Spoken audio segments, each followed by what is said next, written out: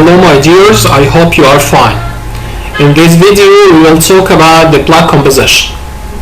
Firstly, the blood is composed of plasma, red blood cells, white blood cells and the platelets. The plasma is a clear pale yellow fluid that makes up 55% of the blood.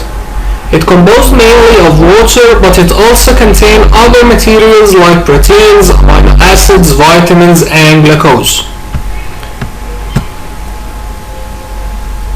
The plasma has a key role in maintaining homeostasis, or as we said before, the balancing state of the body, through two major mechanisms. Firstly, the molecules diffuse into and out of the plasma according to their concentrations.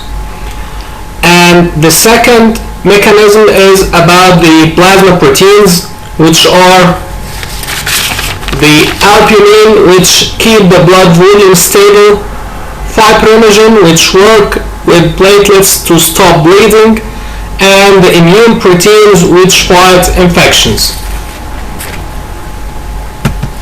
The second component is the red blood cells. As you see here in the picture, the red blood cells are round but with a concave center, as you see here. I'm scrolling on it with the mouse. When these red blood cells mature, they lose their nuclei and organelles but filled with hemoglobin, and the red blood cells cannot divide and reproduce. Instead, they circulate through the body for about 120 days and then they begin to degrade. The function of red blood cells is to carry oxygen to the cells and carry carbon dioxide away from them.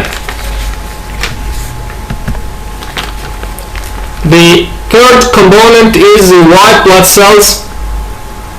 The white blood cells have different types. Each type has a different shape, but all of them share that they do not have any hemoglobin at all. The white blood cells are considered a part of the immune system and circulatory system on the same time. And when we talk about the function of the white blood cells, it is to fight the infection and to remove foreign particles and dead cells. And the last component of the blood, which is the platelet.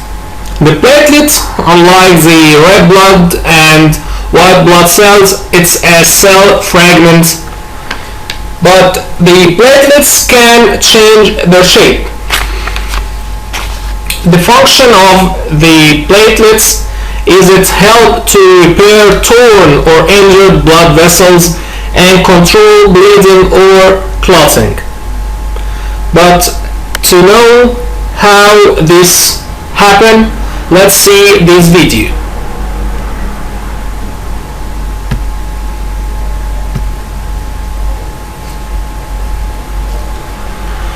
The platelet are these white cells or white part.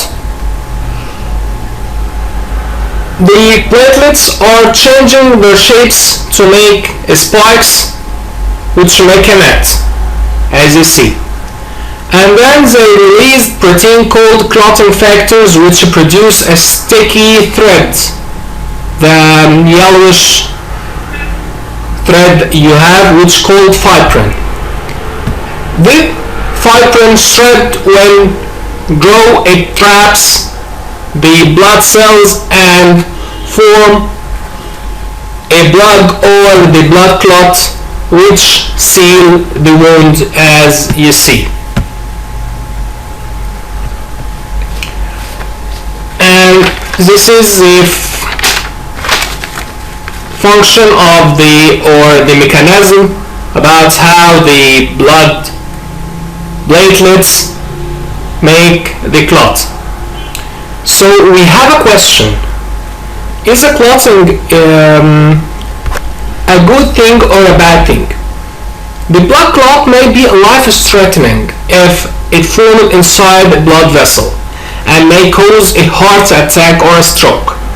But on the other hand, if clotting does not happen, it may cause bleeding to death, even with minor cuts or bruises. So now we reached the final part of this video. See you in the next one. Hope that you are very well.